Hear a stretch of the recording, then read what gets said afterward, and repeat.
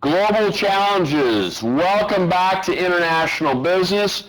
We're going to be talking about some of the challenges that face corporations in today's marketplace. And I wanted to, first of all, see if anybody online had any questions or comments regarding the negotiation tactics, the BATNA, some of the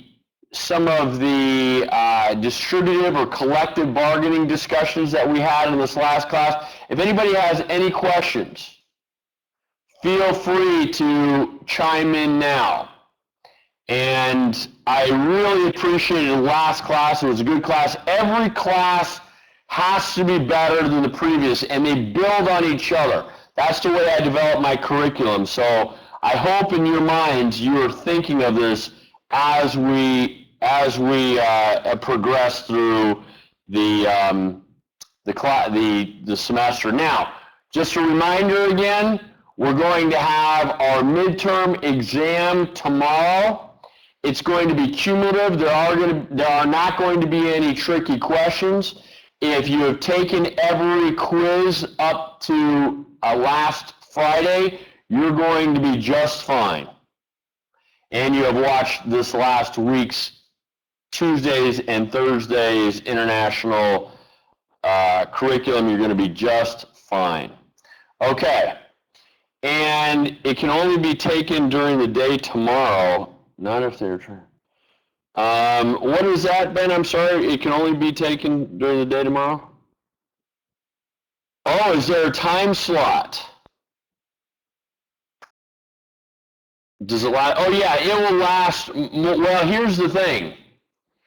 I believe you can take it anytime, and I'm going to confirm this. I'll send out an email. But I believe you can take it anytime during the weekend, but once you start it, I think that's it. And you have about a 2-hour window to finish it. It shouldn't take you anywhere close to that. But I will confirm that. I'll talk with my TA and see what it is that we have scheduled.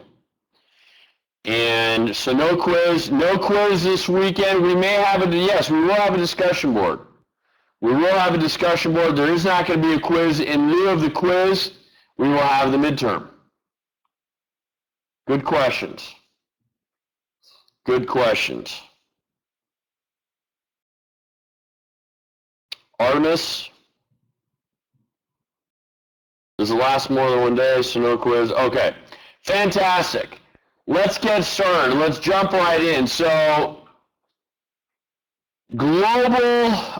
establishing a global presence, we obviously know the benefits to it, but globalization is one of the most, how do I put it, critical challenges facing corporations today.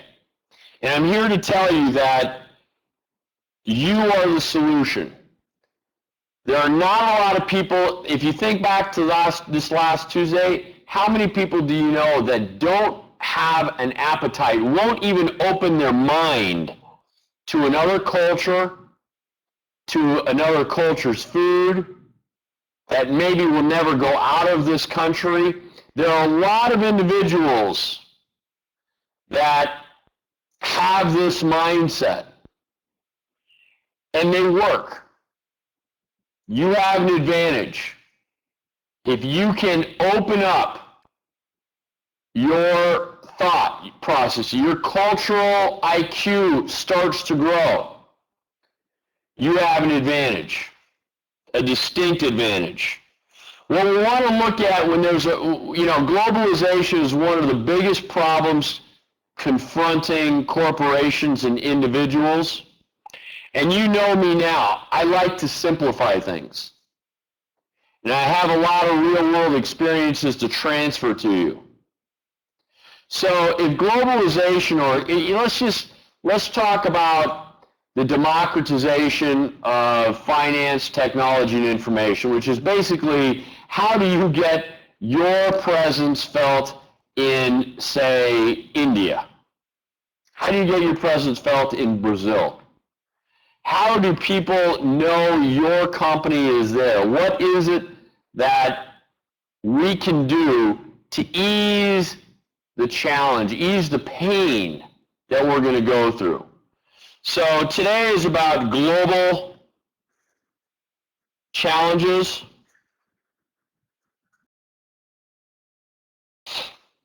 I want to talk quickly about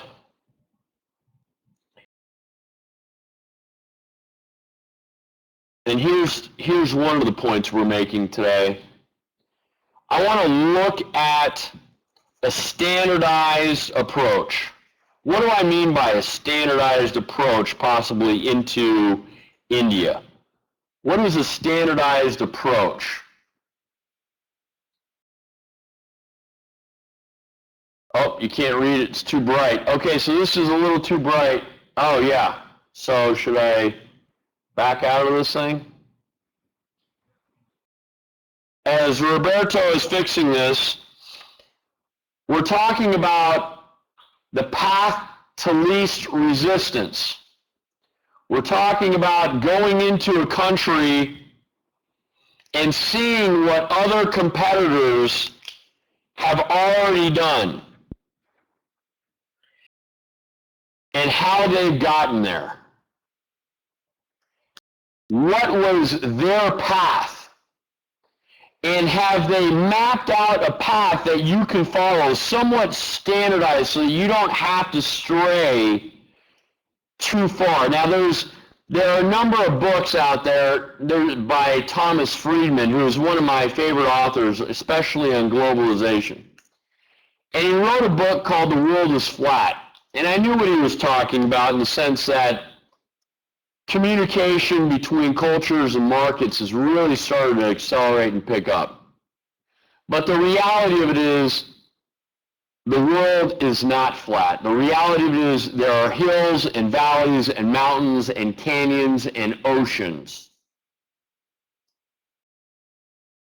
What you want is to find a path that's already been created, something that's already been built. You don't necessarily want to be the pioneer,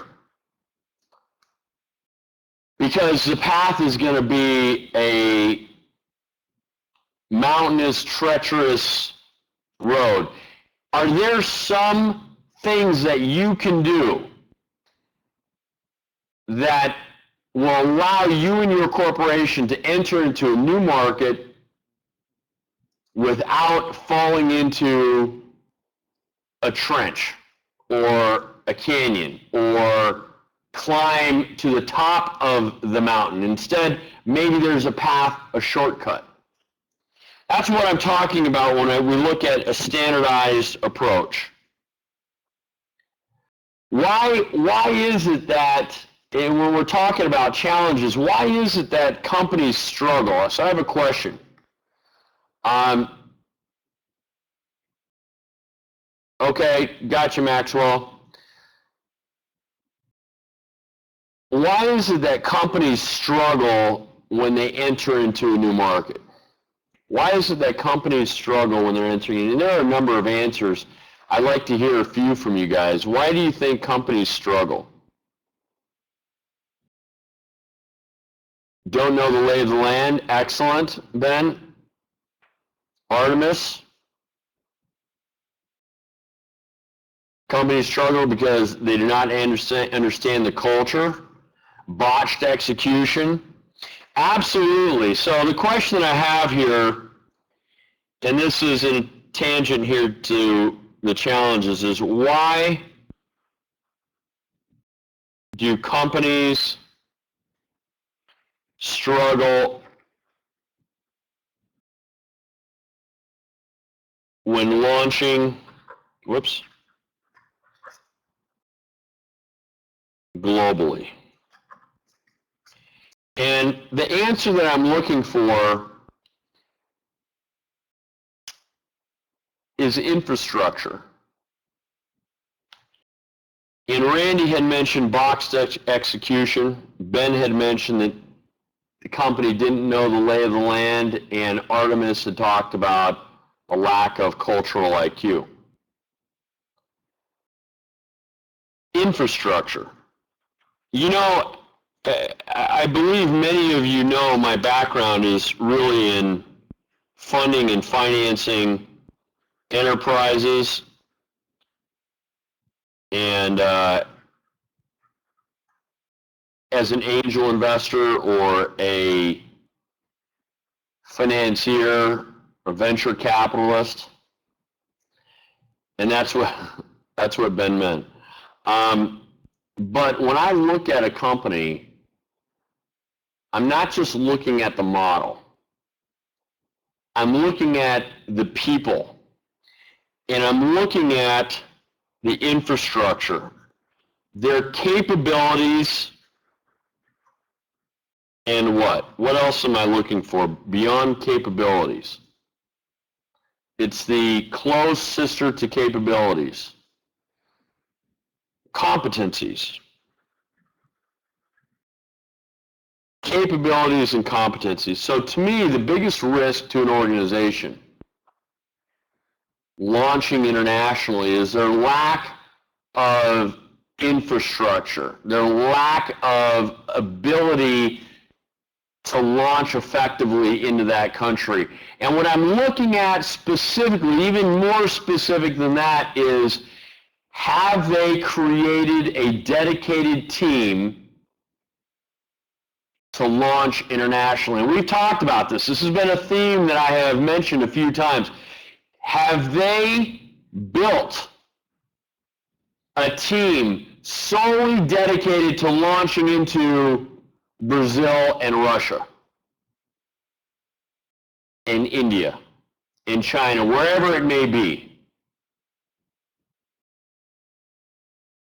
Because even if there is a standardized approach that you're able to follow, even if there's a path that's already been mapped out for you and you just have to manage your steps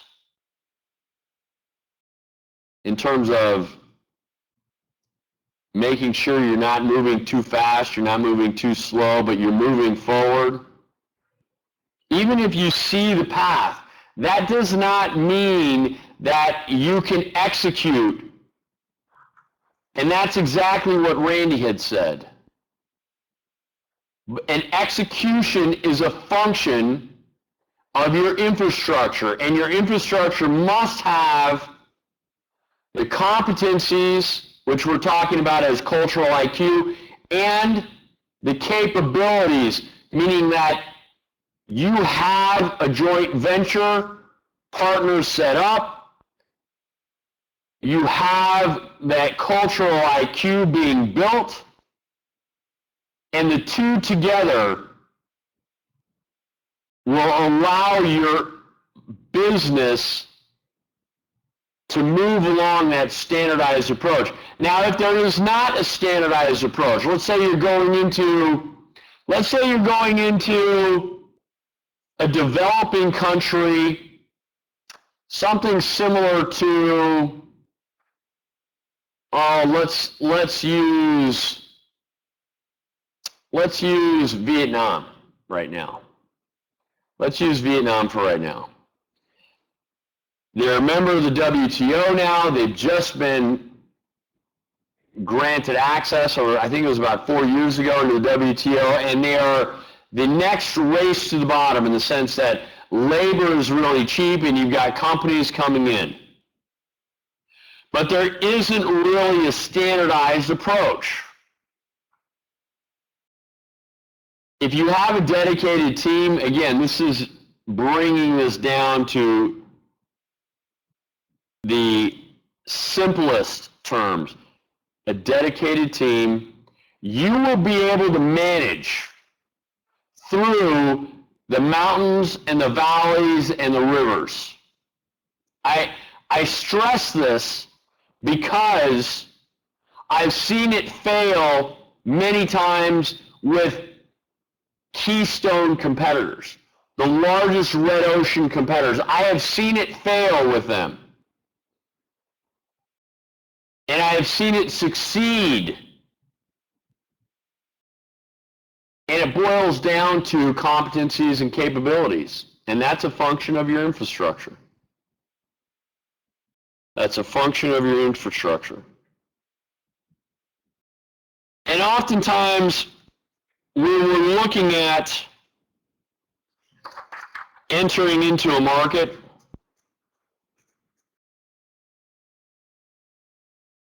and I'm going to put maybe a developing market, because this is where a lot of people see opportunity, right?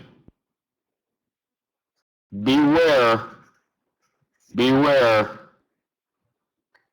just because you're the first there doesn't mean you're going to be the one who benefits the most. It's oftentimes the second mover, not the first mover, but it's oftentimes the second mover who's really able to capture all of the inefficiencies and things that went wrong with the first mover and make it better, do it better, launch into that country better.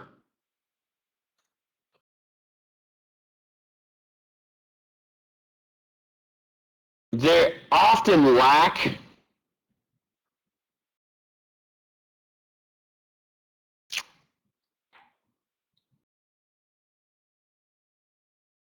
contract enforcement mechanisms, and we talked about this extensively on Tuesday. They often lack contract enforcement mechanisms. They might not even understand the recitals within your contract.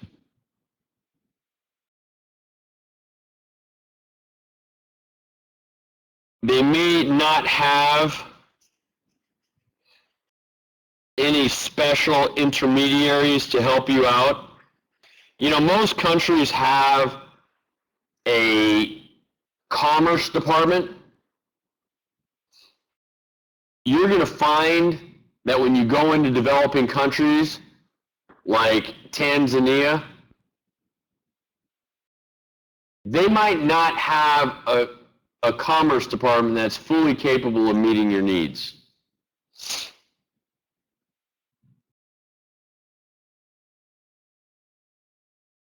And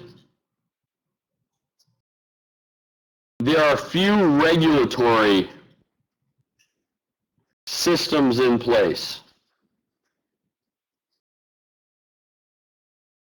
So you may not like how something is done,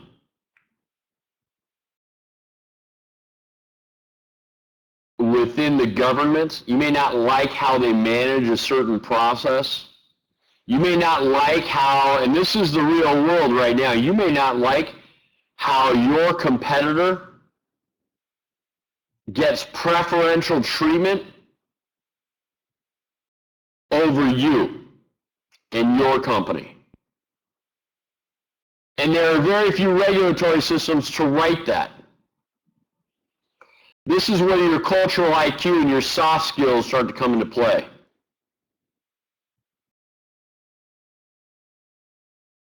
You're right, Artemis. Someone has to take the first step. Someone has to take the first step.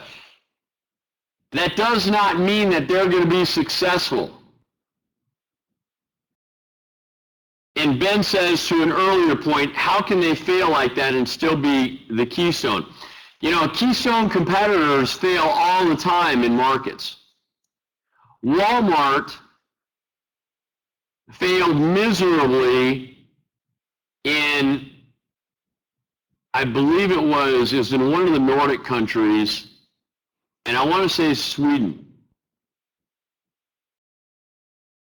And the reason why they failed in Sweden was because Walmart has a certain way of doing things. And they expect all cultures, to conform to their culture. Walmart expects all cultures to conform to their business culture. The Northern European countries have a very strong collective culture. unions are very, very important to the culture in the Northern European countries. Unions are extremely important. Everyone you know, someone you know is working for a union. And what Walmart wanted to do when they launched into Sweden is they wanted to get rid of the union and use their own people. They wanted to bypass all of the unions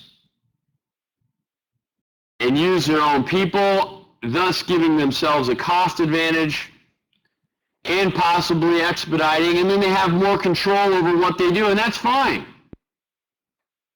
But that's not how it's done in Sweden. And so what happened is they did bypass the unions along the port. They bypassed the unions that were helping to unload containers. They bypassed the distribution unions. And they opened up their stores. They opened up their stores. They had them stocked. They had everything done. They did it the way they wanted to do it. And Walmart went out of business. Did you know that? Walmart went out of business in Sweden. The culture is so collective in that they watch out for each other. That when word got out that Walmart had deliberately bypassed the unions along the port, the distribution, and the warehousing, no one shopped at Walmart. They couldn't get people in through the doors regardless of the prices, because they said, wow, my cousin or my friend's friend was bypassed by Walmart. I am part of a different union. I have nothing to do with my friend's friend's union, but if they did that to them, they can do that to us. And a union is just that. It's about unity, right? And I am not advocating unions. I'm talking about, I'm not in any way disparaging unions. I'm telling you about the culture in the Nordic countries. And Walmart failed miserably. They had to shut their doors and get out. And they tried to right the situation. They tried to right the situation by getting back into the good graces of the unions, by allowing them to do the distribution and the warehousing and whatever. And what happened? The union said, forget it. We'd rather not have your business. We would rather pay more, and that's okay, and I'd rather pay more in some instances. I don't particularly, I'm somewhat of a customer terrorist of Walmart. And it's not that I'm a snooty nose and I'm too good for Walmart. No. I have my own personal reasons.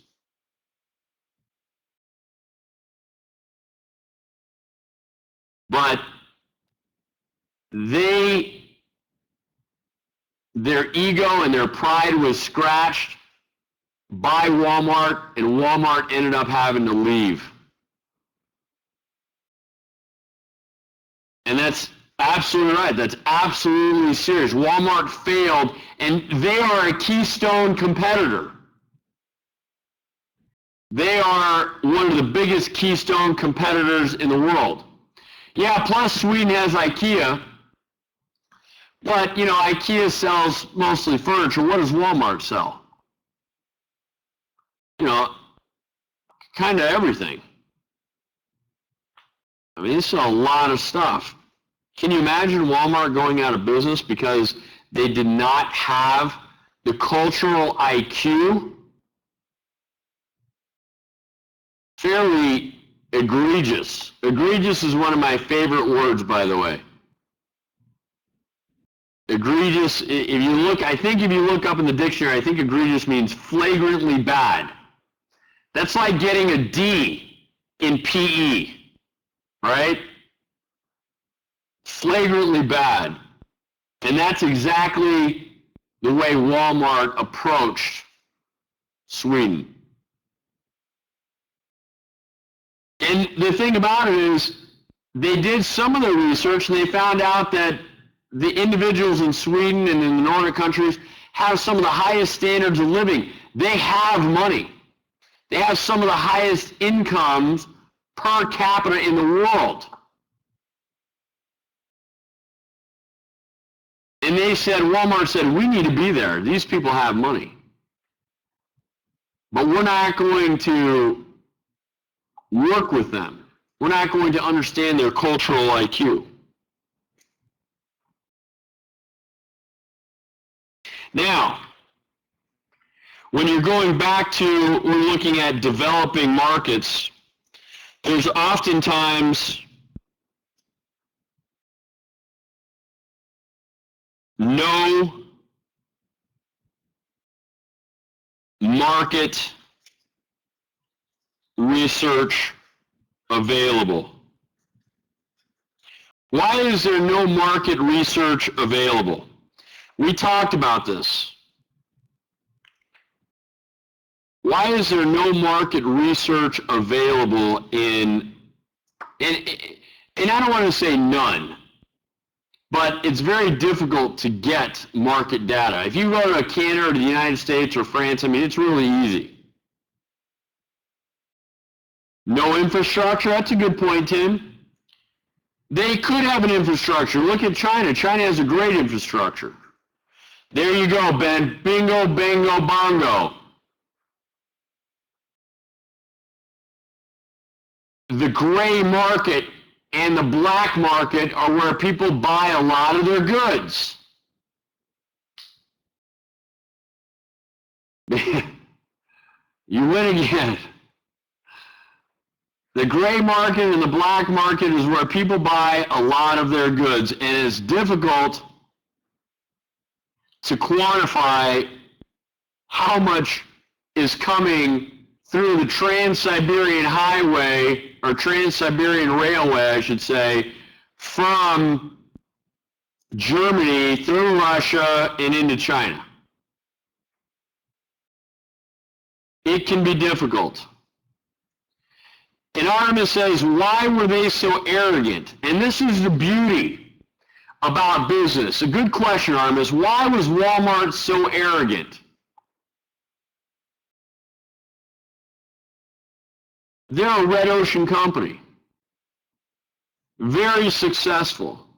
Working in the efficiency and standardized model. That red ocean contrasts with the blue ocean, where we have a more customized approach, where the blue ocean has a more niche focus, premium pricing, where you're really going to step out of that standardized sandbox and you're going to say, I'm willing to understand my customer. Walmart was not willing to understand their customer beyond dollars. They knew that the Nordic countries have some of the highest incomes in the world.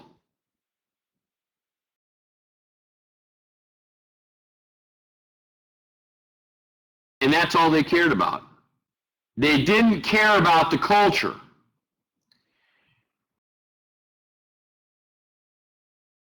It was arrogance.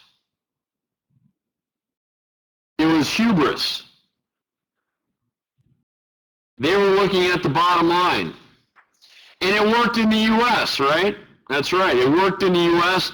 And we oftentimes look at other countries as a mirror reflection of ourselves.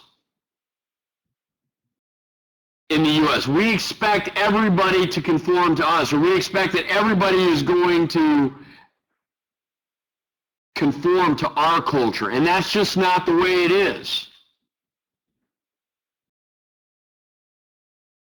There's also, in developing markets, few end-to-end logistics firms, meaning the infrastructure in India might be able to manage within major cities, but once you get out of a first tier or second tier city, what's the logistics going to be like if you're wanting to get a package to a small village? Do you see the path now, how mountainous and treacherous and deserted it is? But there are people there, which means there's a market. Which means there is a market. So when you're entering into a developing market, these are some of the issues. And of course, there's also always the expedite costs. What are the expedite costs? What are the expedite costs?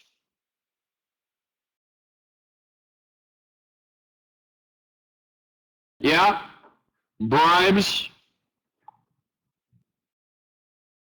Well, you know, Artemis, it is very difficult, and you ask a great question. How do you make it easier? Well, that's where the joint venture comes in. That's where your cultural IQ comes in. And there are standardized approaches. There has been somebody that has come before you. What did they do wrong? What did they do right? You want to build off of that. You want to stand on their shoulders and look into the ecosystem. Look into their economic system. Look into their culture and see what the path to least resistance is. And where is your lowest hanging fruit? And where is your lowest hanging fruit?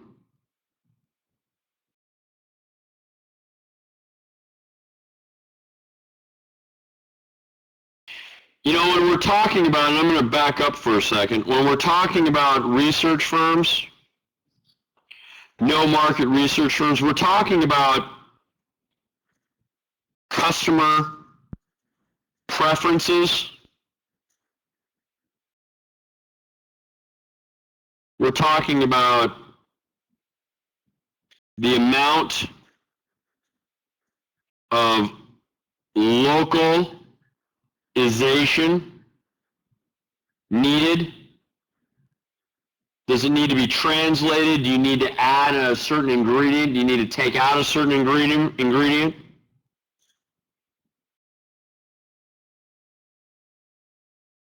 And what are some of the specific needs of the customers? If you don't have this data, you better have somebody on the ground. This is where your joint venture is really going to benefit your organization. Yeah, such as no beef in India. If you're McDonald's, and you go to McDonald's and they are packed. They are packed.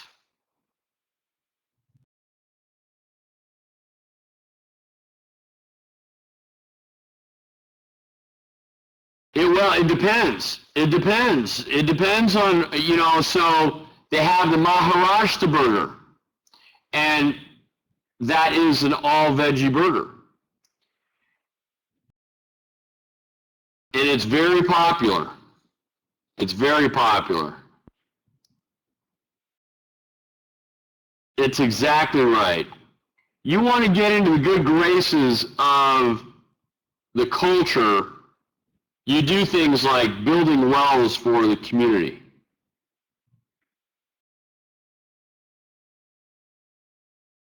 You do things like, as Tim says, goodwill.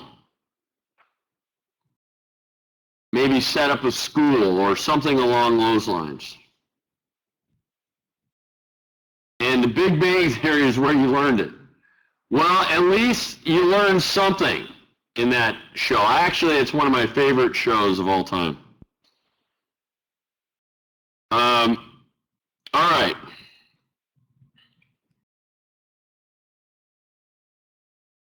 And why is it that we want to get into, why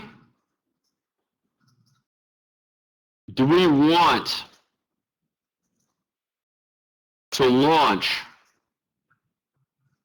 into emerging markets? Why might we want to launch into emerging markets?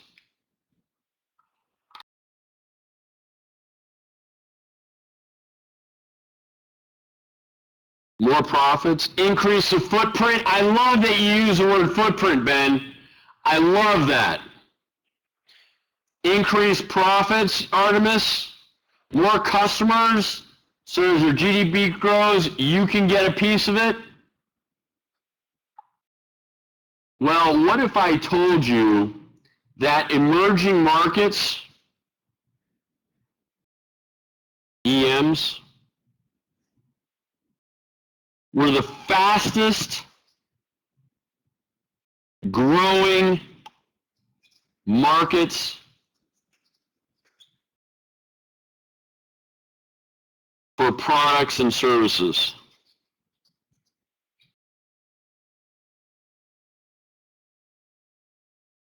And I'll say most. Emerging markets are the fastest growing markets for products and services. They want to buy. They don't fully understand brands, but they want better. They want more. We talked about how in China, the average Chinese eats one piece of meat a day, or a month. One piece of meat on average a month. The average Chinese eats one piece of meat a month on average. If they wanted to eat two, if 1.4 billion people wanted to eat on average of 2 pieces of meat a month, there's not enough meat in the world. Counting fish, I don't think so. And in the U.S., there is somewhat of a saturated market. Look at what GM and Chrysler are doing. Toyota, this used to be their market. This used to be GM, Ford, and Chrysler, the big three. This used to be their territory. Why did GM, Chrysler, and Ford, why did they almost fail in the U.S., in their own territory? Was it because the Japanese they had an evil plan, and maybe they executed that evil plan and sold their products really cheap? What was it? They realized that the American consumer wanted quality that GM and Ford and Chrysler weren't giving anymore, and they wanted a democratic price.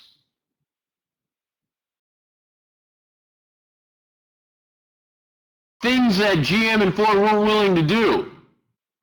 Instead, they spent their money lobbying the U.S. government on why not to have airbags? Why not to have seatbelts? Why, trying to block foreign competitors from coming into the markets? And while they were spending their time and money trying to mitigate foreign competitors and trying to block safety measures, the Japanese and European companies were making 5 and 6 airbags, putting 5 and 6 airbags in the cars when it wasn't even mandatory. They were looking for safety.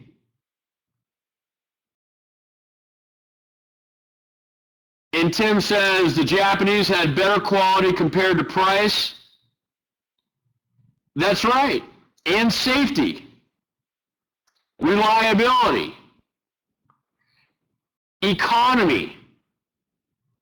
That's technology that GM wasn't willing to put into the product. So now they have not abandoned fully. They haven't fully jumped ship. But now they've gone to China, where emissions is, the word emissions itself is a ridiculous term. Where you don't have to have a catalytic converter. You don't have to have a muffler. You don't have to meet certain environmental standards. And you can sell all you want, as raw as you want. Japanese pioneered just-in-time inventory along with new factories since World War II. Ours are outdated as well. My dad is in the auto industry. You know what, Tim? You're right and you're wrong. We were the pioneers of just-in-time, but we didn't follow it. And Japan in the 70s, I remember when I was a kid, I must have been about 8 years old, and I was a big comic book fan. I would buy, not comic books, I would buy Mad magazines. And the joke in the 70s was that it was made in China, meaning that it was crap. Made in Japan, meaning that it was garbage. Well, they hired U.S. quality control just-in-time experts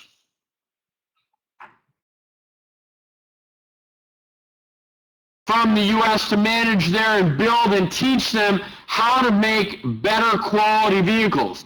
Did you know that Toyota, when they're assembling a vehicle, let's just say that Artemis is selling doorknobs to Toyota for the Camry.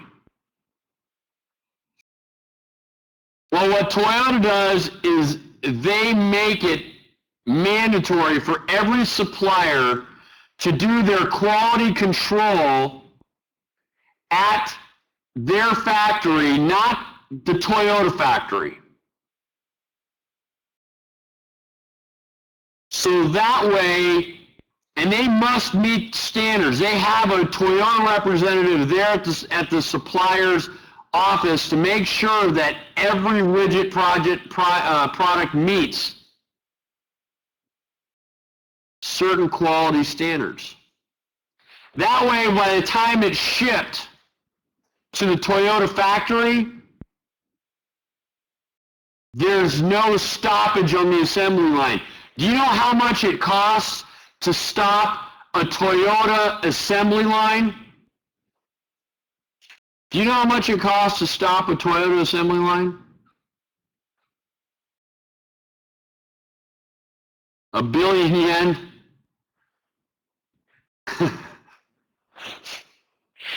Artemis, you're cruising for a bruising, buddy.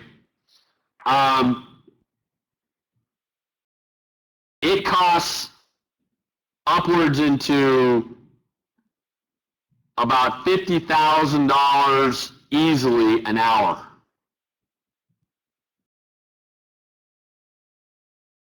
You could be losing over a couple of days millions of dollars, over a few days, I should say, millions of dollars.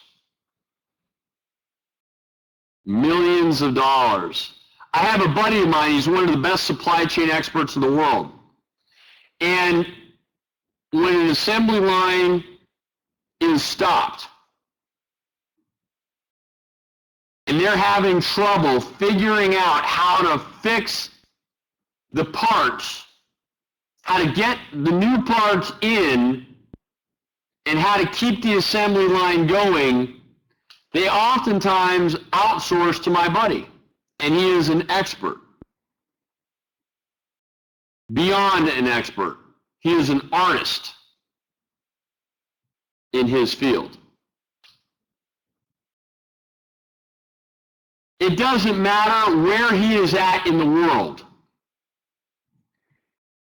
He could be in the South Pacific on a remote island. They are going to track him down,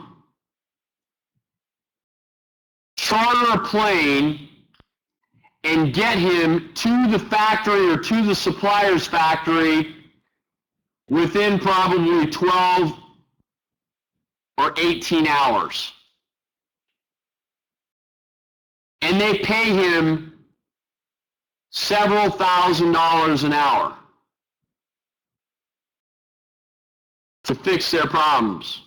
It could cost $100,000, depending on where the assembly line is stopped. It could cost hundreds of thousands of dollars an hour. And they pay it because they need that line going. That's international business. And Tim states that the big three followed suit in the late 90s. I was part of the Q&A team at an American auto parts manufacturer. The quality process is expensive to implement, but makes money in the long run. That's right. It makes money in the long run. It also builds your reputation. And now I am starting to see GM and I'm starting to see Chrysler make better products. But the damage they have done over the last 30 years, is going to take more than a couple of years for me to start trusting their brand again. It might take 5 to 10 years for somebody like myself to start trusting their brand again, where I might consider buying one of their vehicles. Right now, we're not even in the same ballpark. We're not even in the same continent. And Artemis says it's going to take 30 years extra. Well, Artemis, that may be true, but gauge it day by day, buddy. Gauge it day by day. All right. The takeaway here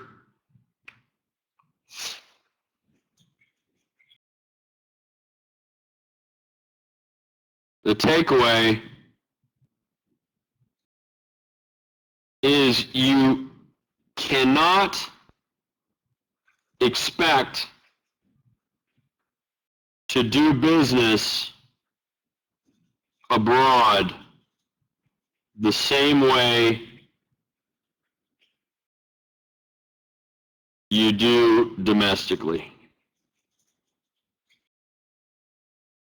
You cannot expect to do business abroad the same way you do domestically. That's the takeaway.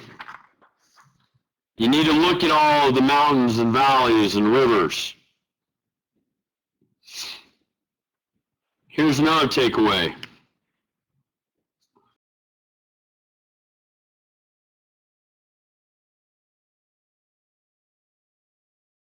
Infrastructure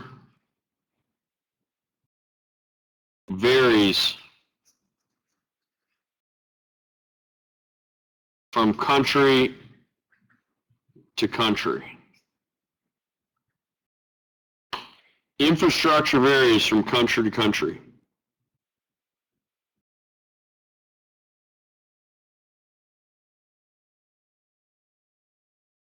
And your plan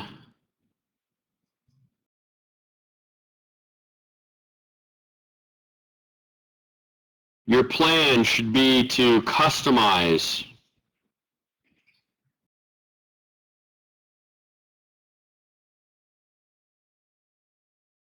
the launch approach.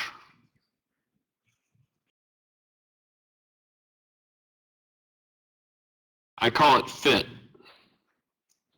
Make sure that you're not missing the nuances and the important aspects of a culture that you think, well, just make sure you don't miss a lot of what's going on the ground in that culture, in that market.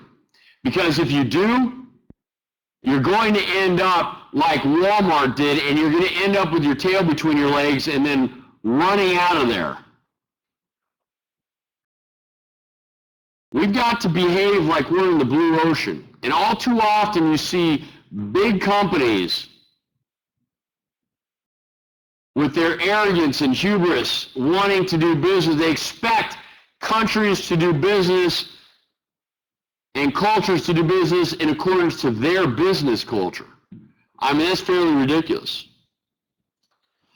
Ben, all right, Ben, I have been lacking in my triangle illustrations. I have been lacking in my triangle illustrations, and for that, Ben, I have what we're calling Ben's triangle. Now,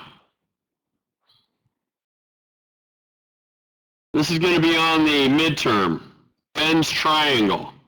When you're launching international, we need to make sure that we understand customer preferences, specific needs,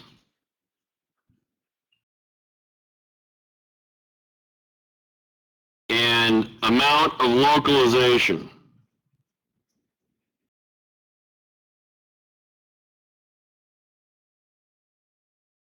Can you read that, localization?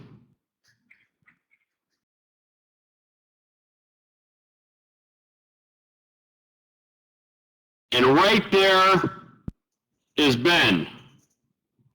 And Ben is the director of his company's international business strategy, and he is pushing those three topics outwards to his employees. So he makes sure that he understands all three of those. That will allow you to navigate the landscape. A parallelogram, I'm not doing a parallelogram. But I will do an nomagon. Do you know what an nomagon is?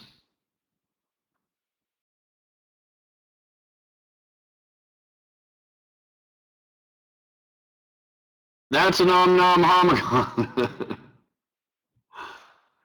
That's right. You just learned something else. An homagon about international business. And if anybody ever asks you where you learn homagon, do not tell them you're international business instructor, please. Thank you very much. Now,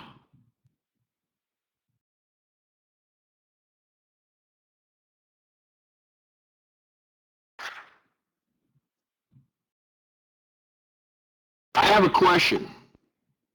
When I was prepping yesterday for this class, I had a question I came up with. And the question is this.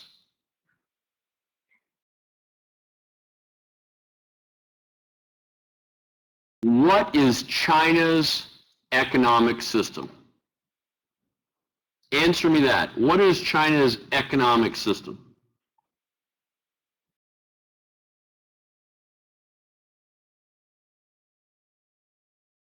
Randy says capitalism disguised as communism. What else? I want to hear some more answers.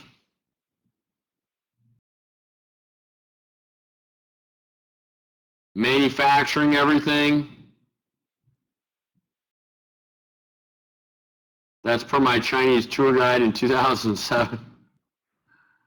They are the manufacturer of the world. Well, I had all these other ones. Artemis, everybody gave up. What the heck? They have a capitalist economic system, and it's closer to pure capitalism. What do I mean by that? It's closer to pure capitalism than what we have in the U.S. What does that mean? Randy, that's a good answer, Artemis. All right. They have a capitalist system. It's closer to true capitalism than what we have here in the U.S. because in the U.S. we have certain regulations. We have certain standards. We have certain environmental regulations that need to be abided by.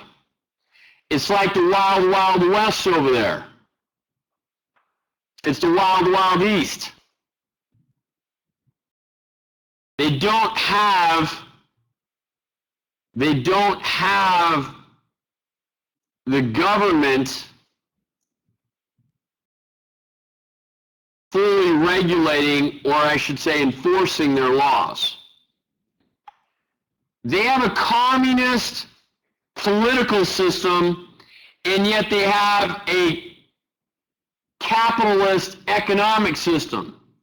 It used to be, when I was a kid growing up, that the communists were bad people. That you reported in the world you either favored Moscow or you favored Washington, D.C. Whatever country you lived in, you either leaned towards Moscow or you leaned towards Washington, D.C. And the feeling was that you couldn't have capitalism without democracy.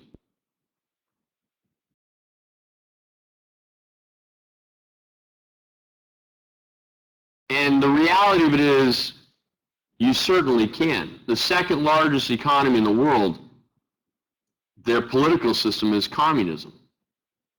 And it's not necessarily watered down communism. It's iron hand communism. The government controls a lot of the economy. They've got their fingers in the economy. They've got their fingers and their hands wrapped around their people. And yet they also have very few regulations. They have very few, I don't want to say they have very few regulations. That's a misstatement. They have very few regulations that are enforced. You know, we complain here in the U.S. regularly, and I'm one of the biggest complainers when it comes to counterfeit goods, when it comes to fake items coming in from China. I am one of the biggest complainers, and I think I'm justified. And they continually say, well, yeah, we're working on it. We're trying to stem the counterfeit. That's a bunch of malarkey. When I was over there in 2008 during the Olympics that year, and China was hosting the Olympics, and they had all sorts of characters that they had made all sorts of Olympic characters that they were creating, and they had T-shirts. They had all sorts of collateral, stuffed bears or whatever it was, pins, pens, all sorts of curios. Not one of them was counterfeit. Not one of them was counterfeit. Because the government was selective and is selective in what they allow to have be counterfeit. If you were caught making counterfeit Olympic goods that competed with the Chinese government, I don't even want to ask what would happen to you or your family. There was not one counterfeit Olympic good made, not one.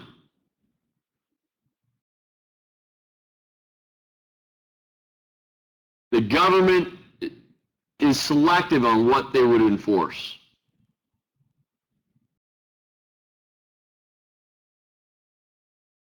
What about money?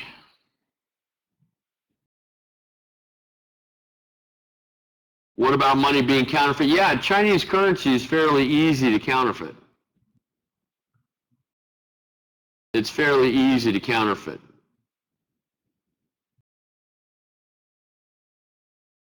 And as a sidebar, the RMB is about 6 to 1. 6 to 1. All right, just as a sidebar. Now,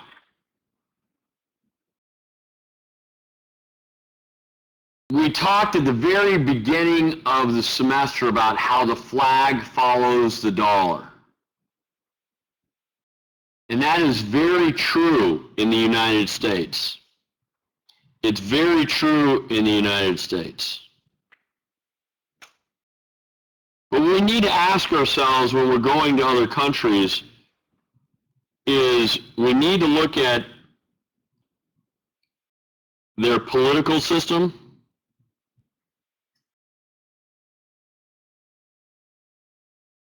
and we need to look, is it a democracy or is it a centralized government?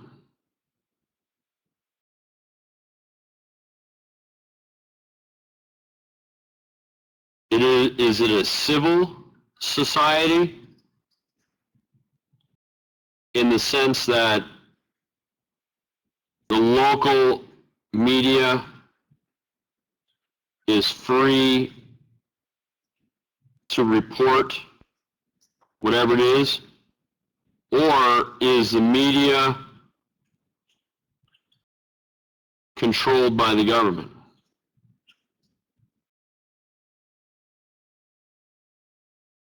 What is it in China? Good question. If you go to China, you should exchange currency here before you go out there, or does it matter? Well, I always recommend you have a little bit of the currency so that when you get off the plane, you might just want to go straight to your hotel in any country. But the reality of it is you may have a better exchange rate in that country than you do here, because the banks here are going to charge you oftentimes a lot more. And I also recommend that if you do buy something, you buy it in cash. If you do buy something with a card, I prefer that you use your credit card, not your debit card.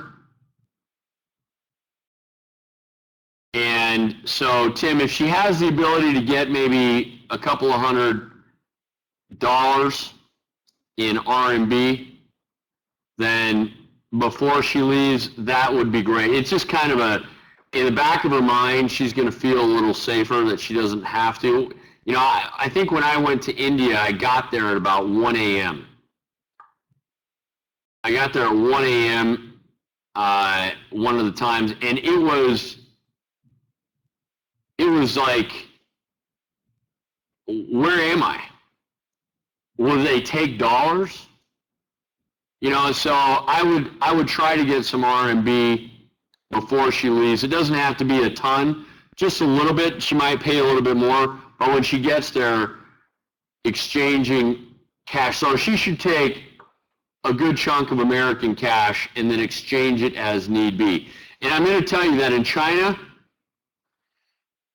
China is going to be one of the safest places she ever goes.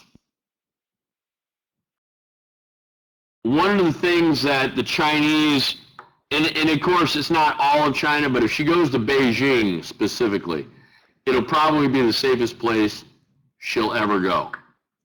Primarily because that's where the government is, that's where their Washington, D.C. is in Beijing. And that's where their capital is. And to have someone steal something right from underneath their noses, it's not tolerated. It's not tolerated. Let me give you an example.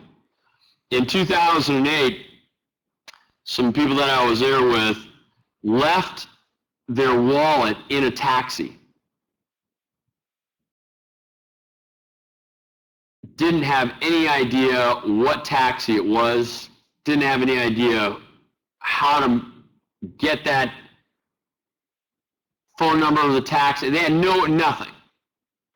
But they were picked up at their hotel. They panicked thinking that they're going to have to cancel all of their cards and whatnot. Well, they got back to the hotel and the wallet was there with the concierge. The taxi driver went out of their way to find where and what hotel they stayed at. He had picked up several individuals from other hotels, found out where they were staying, and made sure to hand deliver it. He did not want to be accused of stealing, even though they left their wallet in his taxi. He was afraid of an iron fist coming down on him.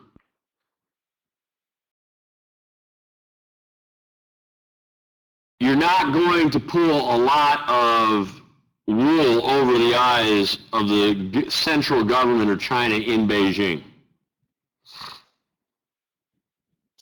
See if she can go to the Great Wall of China. So how much is good for a week trip? Yeah, I'd say 500 to 1,000 in cash. The thing is, tell her not to buy anything counterfeit. There's going to be people approaching her for every second. She's going to be approached to buy a Mont Blanc pen, a Patek Philippe watch, a Rolex watch, a whatever it is. She's going to be approached everywhere she goes to buy something.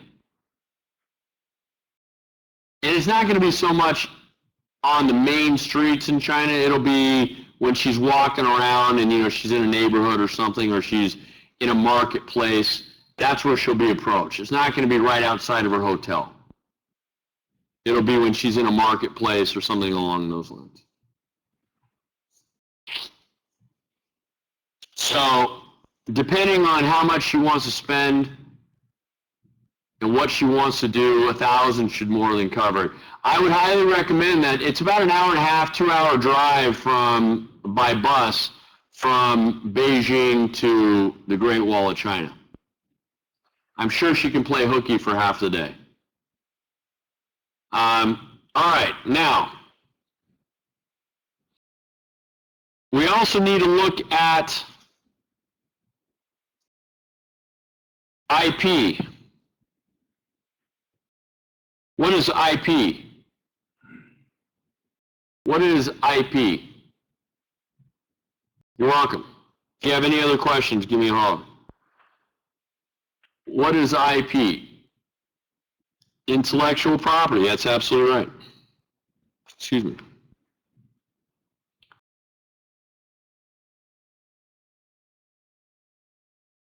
Does the government enforce or are they ambivalent?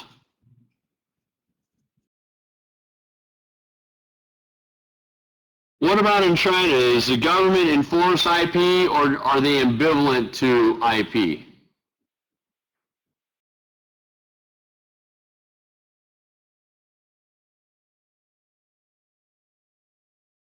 They're ambivalent, but be careful. The government chooses what they want to enforce. That example of the Olympic goods, they were very diligent about making sure that they spread the word that they will not tolerate counterfeit Olympic Chinese goods.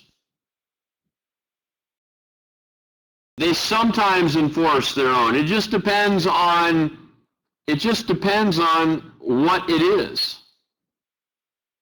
and if it's causing problems. No counterfeiting law in China or AU. Where's AU? No counterfeiting law in AU. What is CN? Oh, Australia. Yeah, they have counterfeiting laws, and they do enforce them in Australia. I will tell you, and it's difficult to get product into Australia. You have to jump through quite a few hoops.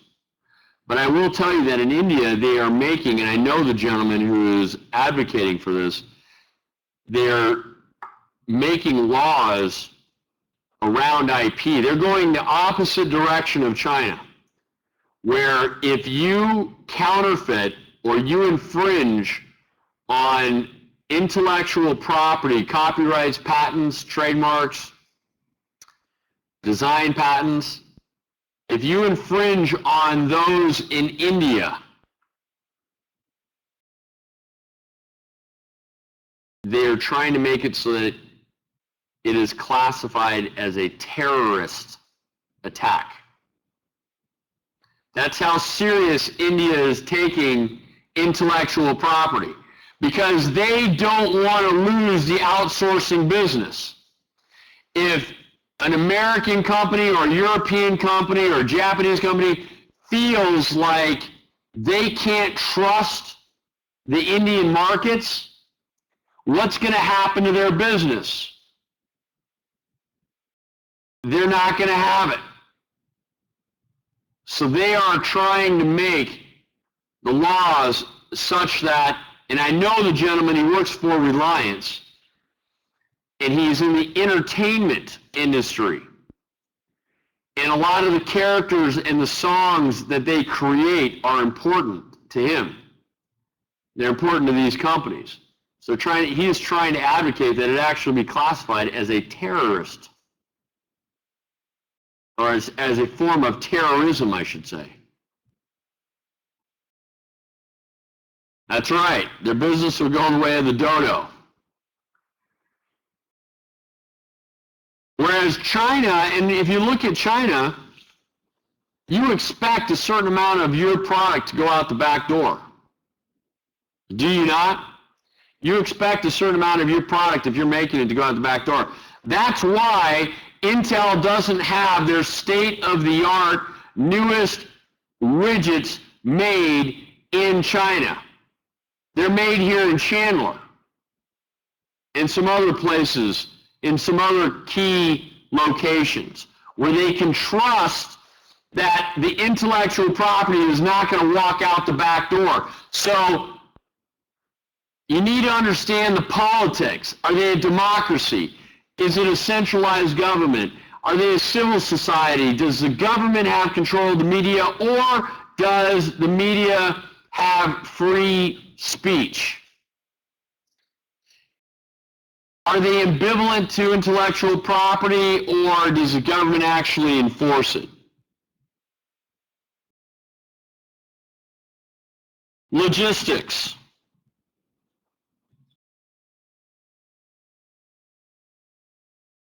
Is it underdeveloped?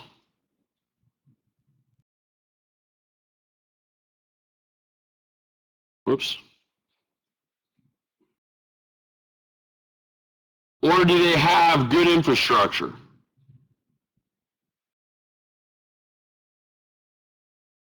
And I want you to stop. Let's pause it here for a second. I want you to take a look. When people say, when I asked the very first day of class, who is the most powerful economic country in the world? A lot of people said China. Look at this. How can China be how can they be the hegemon when their government selectively enforces their IP? When they control some of their media, when they control their media, period. When they have a centralized government versus a democracy, a vote. Yet they have great logistics. Great logistics.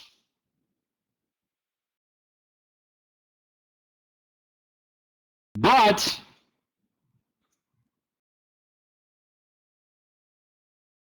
brands.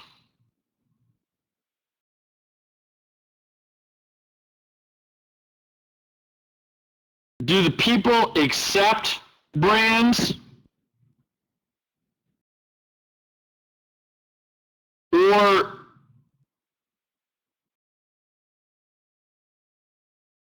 do they prefer generic? And in China, you only have a very small percentage of the population that really appreciates and accepts brands.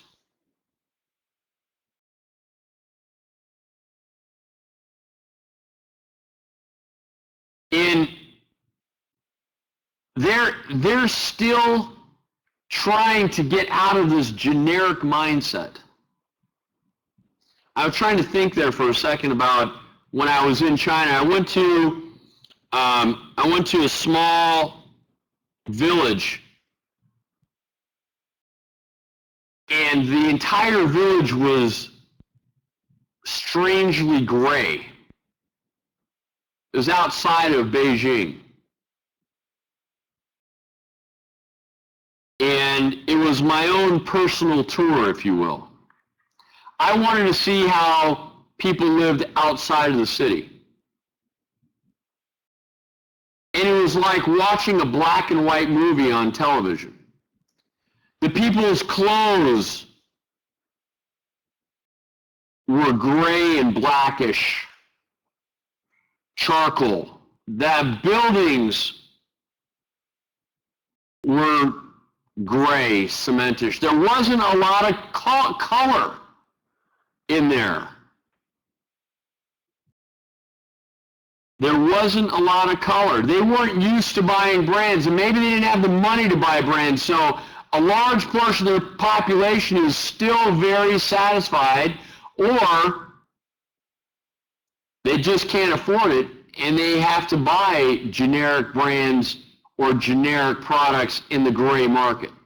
Do these people shop a lot in retail? Absolutely not. Absolutely not. Absolutely not. Let's look at the hegemon again. Let's revisit this China power. And again, this isn't a patriotic speech.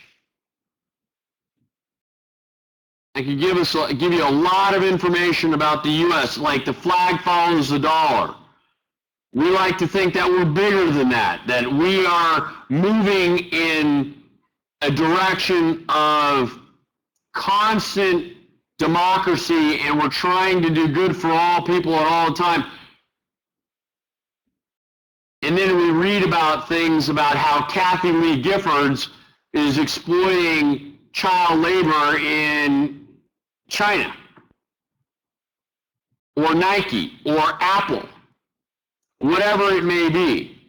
But look at China's economic power in the last 20 years, their rise to power in the last 20 years. They've gone from 0 to 60 in about 3.5 seconds flat.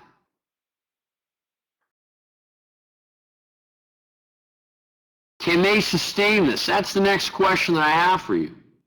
Can they sustain an annualized growth of 9, 10, 11% per annum? No.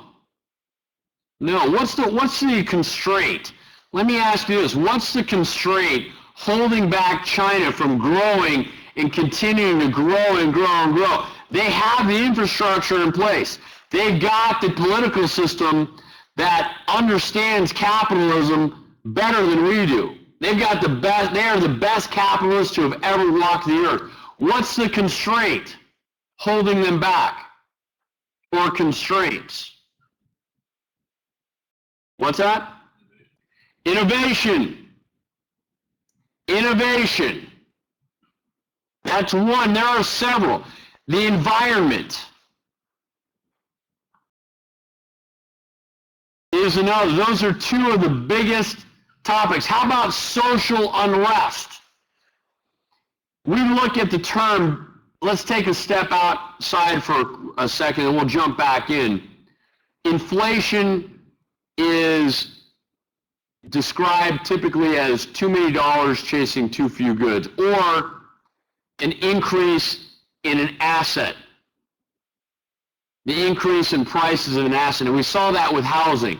The housing bubble continued to grow and grow and grow, and then it burst.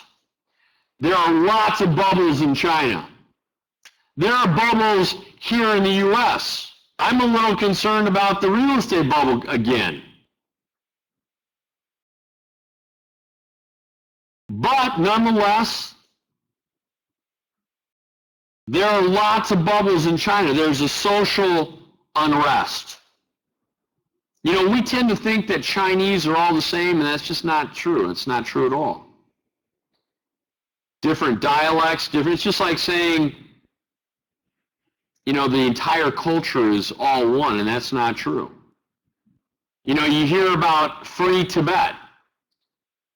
The Tibetans were taken over by the Chinese. They don't consider themselves Chinese. There's a lot of social unrest. You know, when the government wanted to squash some uprisings in Beijing around the Tiananmen Square era, which was 1989, they brought in Manchurian troops from the north because the Manchurians didn't care for the people in Beijing. And so they knew that they were going to have a hard time getting their own population, their own soldiers that were from Beijing to fire on their own civilians. So they brought in Manchurians from the north.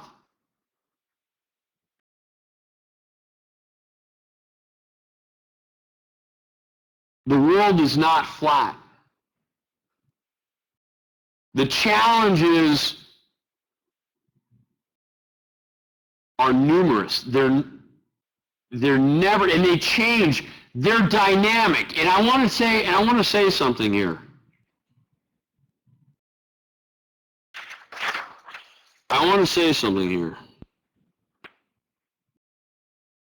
Today is about challenges.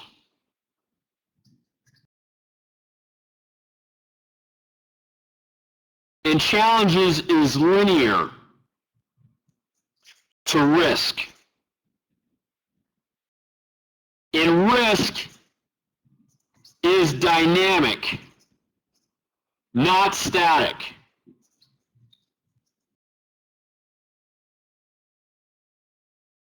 It changes day to day, minute to minute.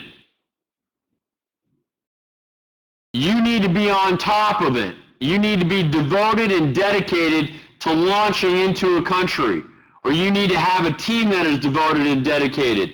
They need to be in their own bubble, not worrying about sales here, or sales or regulatory environments here in the U.S. They need to be in their own bubble launching into Italy, or Brazil, or Portugal, or Zimbabwe. That's right. And Randy, I'm going to leave you with one last story. running over students in tanks. So in 1989, there are a few times in everyone's lifetime, there are a few times when the world stops. There are a few times when the world stops. My mother told me that when Kennedy was shot, it seemed like the world stopped. 9/11, the world stopped. When the Challenger exploded, our world stopped. We paused. When Nelson Mandela was released from his South African prison after 27 years, the world stopped to see who he was, what was going to come out of that prison. No one had seen him in 27 years. Tiananmen Square, 1989. Look it up on YouTube. Tiananmen Square. You had a student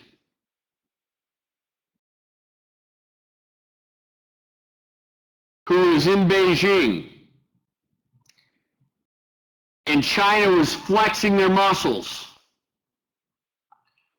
They were showing their military strength.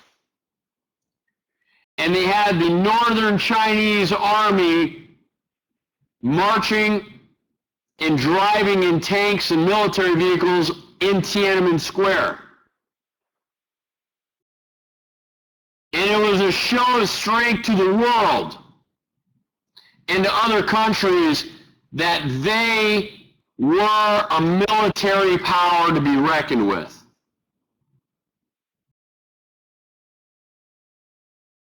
And a Chinese student who wasn't happy with the communist regime bravely and courageously, they don't know who he is, somebody knows who he is.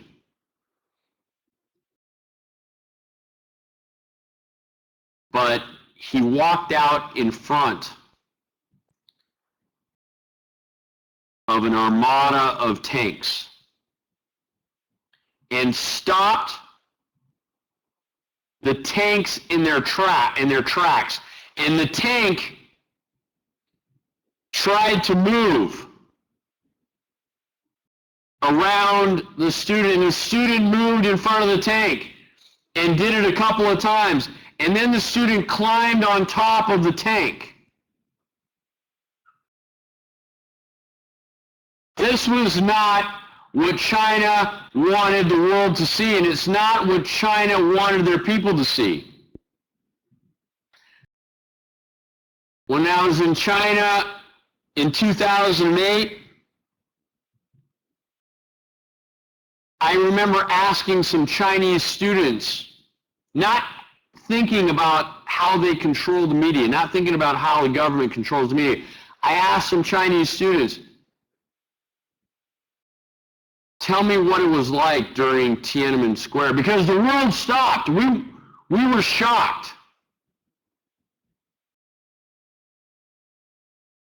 And they said, Tiananmen Square, what is that? And I tried to punch it up on the internet, I couldn't find it. It wasn't allowing me access. And then I got a little bit nervous because in Beijing, there's a whole city underneath the city that's monitoring your web surfing, your emails and things along those lines. Yes, there is. There's a city underneath Beijing that monitors foreigners' communications. And they did not know what it was. They thought that it must have been made up in Hollywood. They had never heard of it. One of the biggest global events that the world remembers,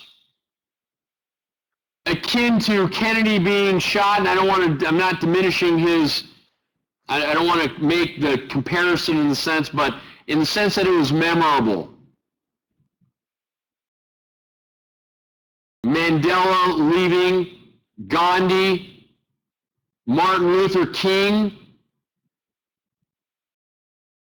and yet they had no idea what Tiananmen Square was.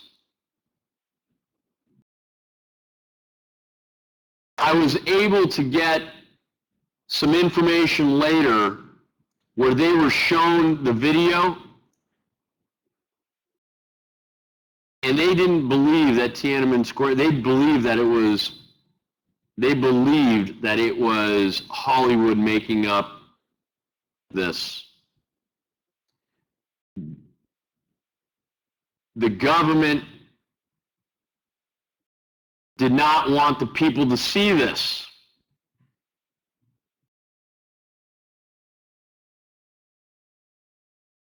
The Berlin Wall. And I'm going to leave you with something today.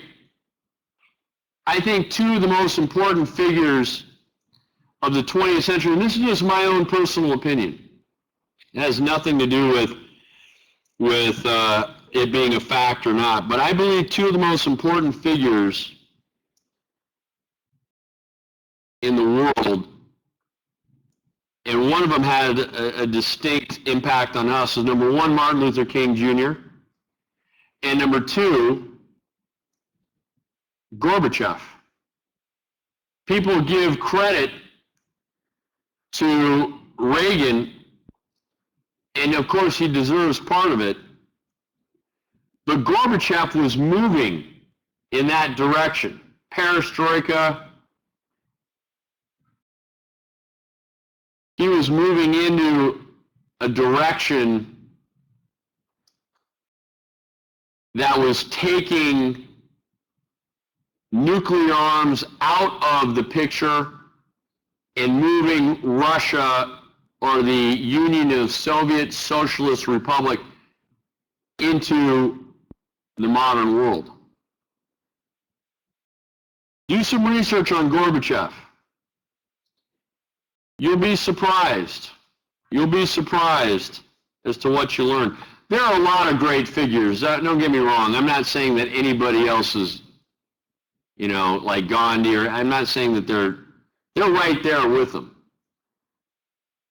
But the global impact that Gorbachev had